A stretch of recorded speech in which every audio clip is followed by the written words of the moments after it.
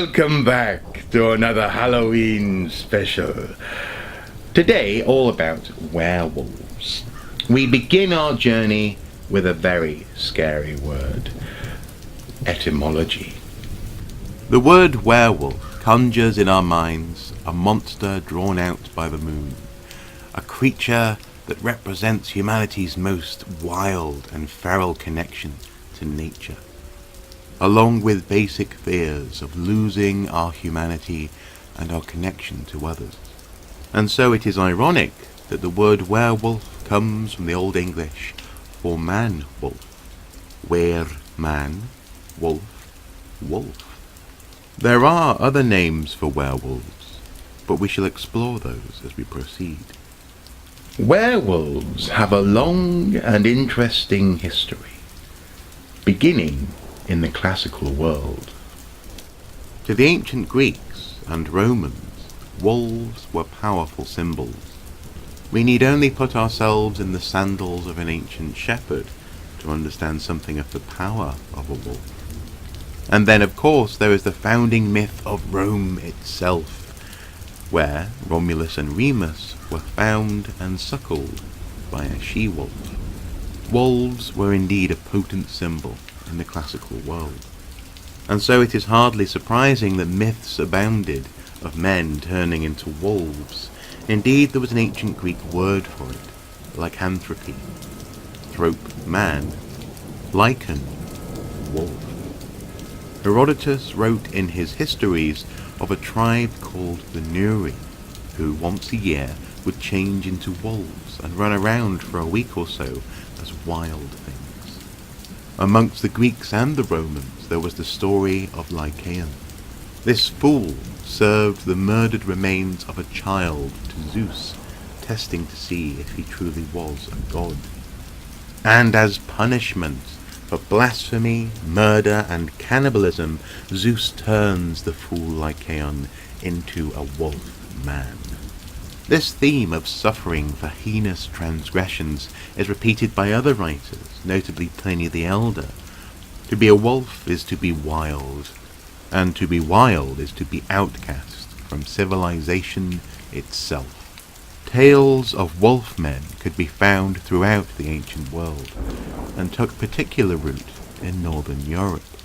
At the end of the first millennium, the Saxons and the Vikings had inherited and augmented Germanic traditions and folklore. Remember, the word werewolf has a Saxon origin, and this was the time of tales such as Beowulf, a story all about the vulnerability of settlements to attack from monsters and beasts that surrounded them. Grendel, the monster, is defeated by Beowulf, but he represents very real fears. There were also the Ulfhednar, literally wolf-skinned men. Similar to berserkers or bear-shirters, these were wild, uncontrollable warriors who wore the skin of animals and were feared throughout the land. They were often considered more beast than man, and indeed the Viking king Harald Finehair had the body of an Ulfhednar displayed on a wall, much like one might display the carcass of a bear. The coming of Christianity to northern Europe saw wolfmen and paganism generally abandoned. A few hundred years later, however, around 1400, werewolves came to the attention of those who were hunting witches.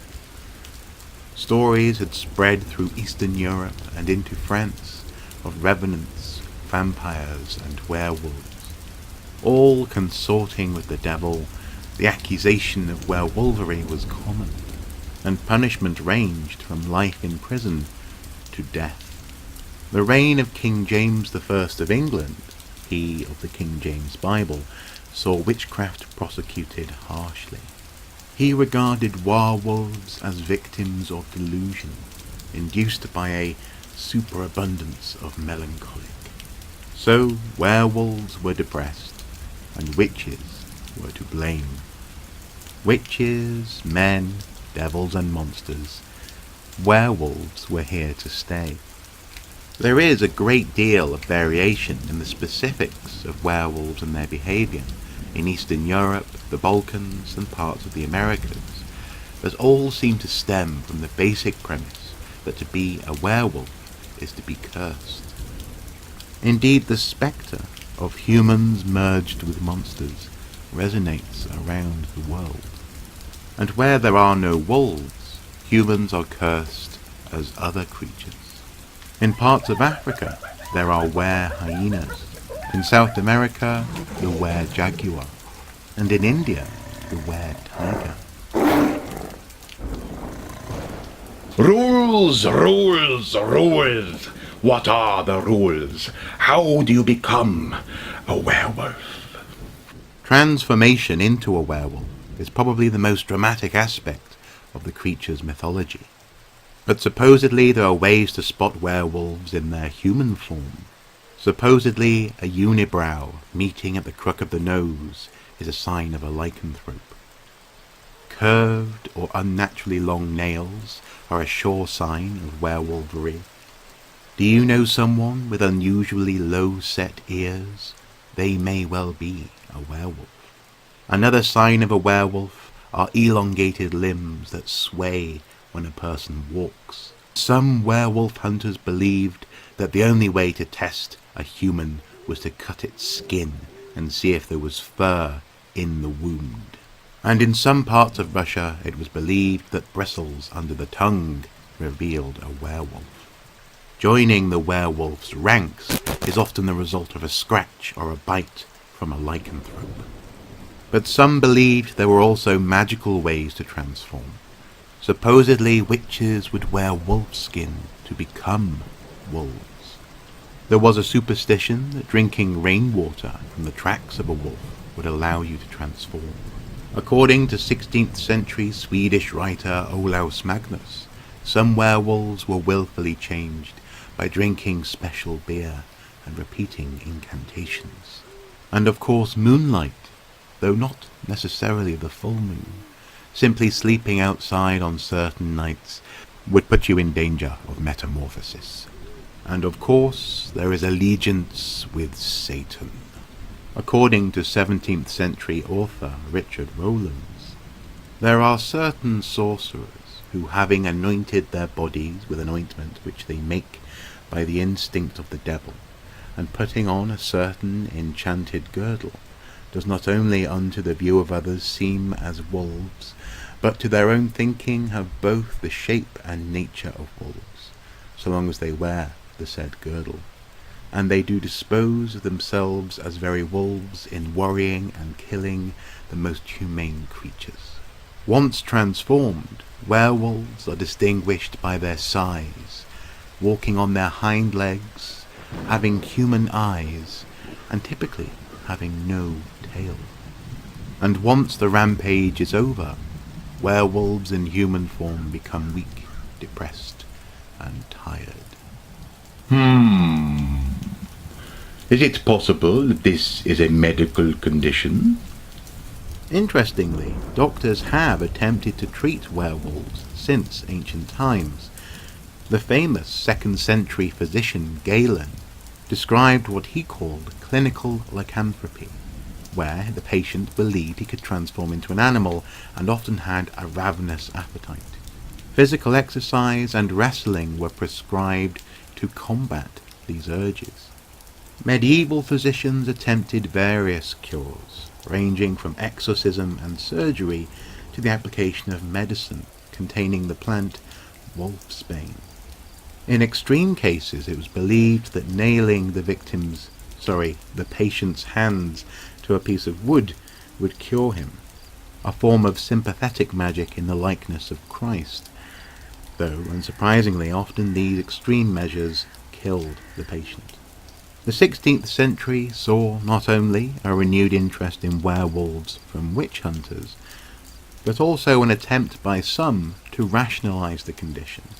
This was not mysticism, it was a psychological disease. And so, with the growth of psychology through into the 19th century, ironically, Galen's theory of clinical lycanthropy saw a resurgence. It is also worth noting that bites and symptoms of madness could be attributed to rabies, And there is in fact a medical condition where people can have excessive body hair, possibly leading to accusations of being a werewolf. And as for the supposed ultimate cure, a silver bullet, this belief probably stems from the 18th century French story of the Beast of Gévaudan. Supposedly this man-eating grey wolf was finally brought down, having eaten, killed or maimed hundreds of people by silver bullets from the gun of local hunter Jean Chastel. And so through the centuries the werewolf was formed, or at least our understanding of the werewolf was formed, not by magic, curses or Satan, but by the various tales, hearsay and tips that people spread about, recounting horrific stories on cold winter's nights.